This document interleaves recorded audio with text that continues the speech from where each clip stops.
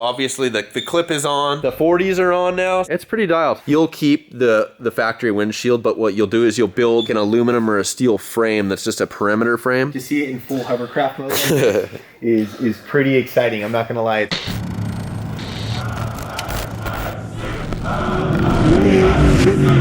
What's up, guys? We're out here at Morgan's studio out here checking out the truck. A lot of stuff has been happening in these last 2 weeks, so I'm getting updates. It's really hard for me not to post anything. Pretty exciting to share all this. Definitely got a smile on my face today. I think there's been some progress. Last episode we talked about, we put some goals in line. That's kind of been the thing with this thing, is to every update have goals and have things accomplished. I mean, right now obviously the clip is on, the grill has been cut out, you know, for cooling. It kind of had a weird body line thing going on here. Where it was kind of like a real Frontier, where it just had like a small slit. The 40's are on now, so did everything we could to clearance the 40's at bump and at lock. So that means that this thing's fully compressed right now, which I call at bump, and at lock means that when you turn the steering wheel, you know, either left or right, and it goes to where it stops, that's lock. So bump and lock. This thing clears 40's, and I'm not worried about the rear at all. The front was kind of the thing that I needed to address, because I thought that we would have to be notching into the door or some heinous shit like that. So that's one thing that we got done. So that's huge, man. I'm super pumped about that. I've definitely wanted 40's on this thing. I think it's always been like a scary monster to try to like put 40's on this, but now that Morgan got it on there and was able to cycle it and put it throughout, you know, the whole turning radius of, you know, where the wheel's gonna go. There was some trimming, and how much did you guys trim right here, man? So there was probably 2.5 to 3 inches cut off of the wheel arch. We tried to get it to flow as best as possible, but this guy, I mean, it's pretty dialed. I mean, the fitment, when it's bumped, there's some trimming off the mini fender, but like if you look at the thing, that's pretty good fitment. I mean, it's like it was supposed to be there. The mini fender got trimmed in the same flow, and then yeah, if you kind of look in there, the like seam to the body on the cab has been trimmed and plated and deleted. So this thing cycles now, you know, all the way through its travel. Dude, and just like I said, the 40 looks massively different from the 37. Yeah. And to see it in full hovercraft mode is pretty exciting. I'm not gonna lie, it's really great to see the truck like start to come together like this, but you can still see like all the clearance it's going to have at full bump. That, you know, I mean, I don't know. I'm just like blown away. You know, this is incredible, dude. I'm beyond stoked. So the other thing we wanted to do was get the windshield in there. This thing was going to be the other issue that we want to run, is being able to take this on and off and building a cowl for it. So now the sheet metal's been started where the original cowl is on there and the windshield's in place. So there's been a lot of tie-in sheet metal where it needs to be. Access panels were a thing, so now everything's in a good spot where we have serviceability of everything. The shifter was kind of a nice piece we wanted to put in for James, and this is going to be his first time sitting in this thing. Pretty excited, and man. Feeling the shifter. I mean, you sat in it with the seats. Yeah, no, but I mean, this is windshield. This is windshield in. This is shifter in. And then you guys did all this, right? Yeah, so all the access panels are new. Yeah. It's amazing, man. It's amazing. I'm telling you, I'm seeing this thing come to life, and it's unreal. I'm super excited. So I think I'm gonna actually hop in this thing and kind of pretend. Are she a seasoning salad? Dang, dude. And I love this. It reminds me of like Terminator, like something like, I don't know, like it looks so cool, like the style of it. I don't know. I'm excited. Sorry guys, I'm like super nerding out right now. It's pretty exciting. We talked about from the start, I think you'd probably hear it in like the previous episodes, of having this thing be kind of raw and you know, purpose built, very mechanical feeling, very aircraft feeling. So this thing will probably just get paint and maybe like some kind of you know, heat controlled material going on there. I don't know what brand or what yet. And maybe Dynamat. So like a lot of this will just be raw. So that's why like the dimple dyes and just the bead rolls and everything has that aircraft machine feeling to it, and that's how it'll stay. Yeah, I don't want to cover it up, man. I'm really, really happy with this, and I think it's cool for people to see that raw aspect of it, to really take a look at it. But yeah, man, this is unreal. I'm not gonna lie. Oh, thanks, bud. So it's pretty unreal, guys. This is what it looks like from here. There it is, right there. Not that bad. It's not that high. No, it's pretty good visibility. And the seat height that you wanted for this thing, I think that makes sense now, where you can manage seeing over that thing. Right. Yeah. What do you think, Arshia? That's exciting, just seeing it progress each week. Yeah. Seeing it look more and more like a truck. Yeah. It's exciting. I like to see you happy. Yeah, I'm not gonna lie, I'm pretty goofball right now, goofing out. But yeah, I'm really happy. Again, to see all this progress is great. So yeah, guys, this is what's up.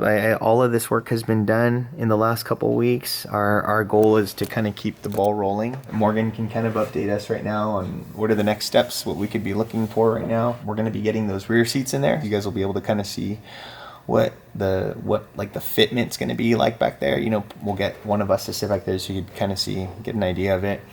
This cab is actually really small. It's really skinny. The video probably doesn't do it justice. It's actually a pretty small cab. Tight quarters. Yeah, it's really For tight. sure. So every single inch in here matters. Every amount of space for comfort in here matters. My kids are going to be in here. My wife's going to be in here. We plan to be pre-running in Mexico, pre-running for our friends, and maybe even like a race or two out here. For the most part, we want it to be safe, and we're going to kind of address some of those factors too. We're going to try to see what types of like safety fire stuff we can get in here. Fire suppression systems. Fire suppression, instead of having a fire extinguisher or multiple fire extinguishers where you'd have one inside the cab and maybe two inside the cab and two in the rear chassis area, fire suppression runs the same kind of program as a fire extinguisher, except that it has, it's hard lined, so it's plumbed into different areas of the truck where, your engine bay, your occupant area, where the people ride, and the rear chassis, or wherever your priority put the fire out areas are,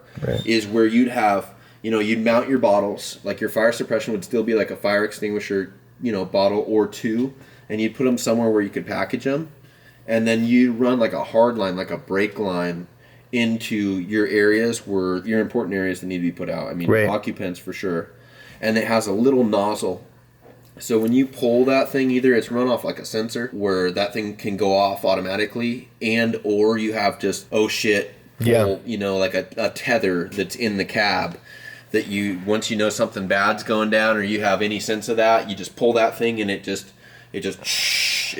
hoses this thing. Takes it down. So definitely very important to think about those types of things. And hopefully when we decide on the system I'm going to get, we'll kind of go into more detail about that when we cross that road. The same thing when Darren Parsons' truck, it had a tragedy, a horrific fire at LS Fest, and now his truck, if you look at it, it's the same program. It's got a fire suppression system. Right on. And it's like, it seems like that's a bougie expensive thing. But when you think about the investment on a fire suppression system versus having fire extinguishers, even if it's $1,000 or $2,000 versus the whole entire vehicle being hosed, right, and being just burnt to the ground, it's a fraction of the cost. It's what, Arshia? Like insurance. Yeah, right. It's a one-time insurance thing, and it's kind of scary to talk about. And we don't mean to be all negative or anything, but it's something that needs to be talked about, and hopefully we'll be able to create some content around that too, and inform you guys. I'm learning along the way, and then hopefully you guys will too. But yeah, again, this feels totally unreal. I'm like beyond stoked to be able to sit here and to see the craftsmanship that has been going on here, and it's unbelievable. So everything, all the access panels are there for a reason. We tried to kind of make them on the larger side just to be able to get, like, the header obviously has to come out through that panel. You want the header out before the engine comes out. The engine shouldn't have to come out. Hopefully, maybe just get refreshed every year, just checked. So unless it blows, but you want to just be able to service the trans, get to the top of the engine, check the heads. The access panels are all there for a reason. So what we're working on now is just getting the windshield cowl straightened out. When this engine comes out, there'll be a tube connected section here, and then this middle section. So the windshield cowl that the sheet metal, you know, the glass rests on is going to be cut. So it'll be welded to the truck on the passenger and driver side. And then that middle section will bolt in here, and this will come out. So you'll pull the windshield. You'll take the windshield, which will be a bolt-on windshield. It won't be glued. And that will come out, and then you'll just pull this panel and this tube connector, and then that engine will just come right out. You'll keep the factory windshield, but what you'll do is you'll build like an aluminum or a steel frame that's just a perimeter frame. And then the windshield guy that I have is just gonna radius the corners, where on that frame it can be a bolt in to the chassis, and we'll just tab the chassis or the body, and then that thing's just gonna bolt in, come in and out. It's not gonna be fully sealed, but it's enough to do the job to either keep you, you know, dust free or rain free. And then when it gets hot, you can pop that thing off and put goggles on or put a helmet on and run it like that. Yeah, I'm really excited about that. I think it was really important for me to have the windshield in here. I like that street legal pre-runner look.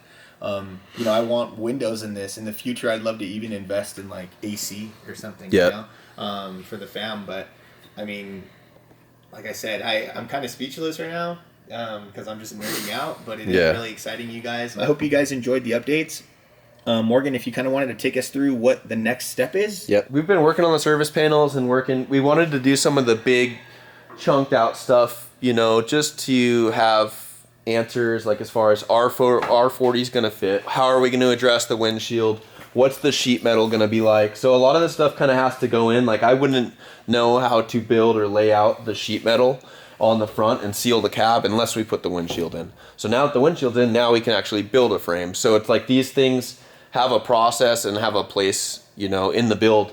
As far as the inside goes, all of the access panels that are going to be access panels are done. Driver and passenger have that same program, big opening, and so same deal except a little bit of leg room. There's a kind of a kick in here. So the next step with this thing will be we need to get the header back in and redirect the exhaust. The exhaust is just going to go alongside the trans tunnel. The exhaust is going to go header through here, and it'll go alongside the trans and right alongside the drive shaft. It's all under the floor, and we'll figure out where it's going to exit through here. So I'm not going to address the rear of the chassis yet. That'll be a whole different phase. But we can at least run the exhaust right here, have a muffler under this area, and then we'll just put a V-band, which is it's a connector for exhaust. It's a commonly used connector. When it's in there, I'll show you what it is. But we'll get that dialed in so then all the sheet metal can be finalized. We'd have like missing sections here. So as soon as we get that exhaust in, we can finalize the sheet metal. We can finalize where the driver and passenger feet are going to be. There will be a like a dead pedal or like a brace here for the passenger's feet. And on the driver's side, we'll have a dead pedal that's just on the A-pillar tube. That's just a place to brace, in case you're going to have an impact or something. Your feet don't need to just be floating. One can either be on the gas or the brake, and the other one can just be, pushed against this for safety and just kind of getting yourself settled in your seat. So I think next time that you see this thing, we'll have most of the sheet metal done inside the cab. Nice, man. And we'll have the exhaust done. Yeah, hopefully we'll have the rear seats too. And yeah, dude, it's crazy. Really cool. Thank you guys so much for checking out this update. I'm stoked. Hope you guys are too. Later.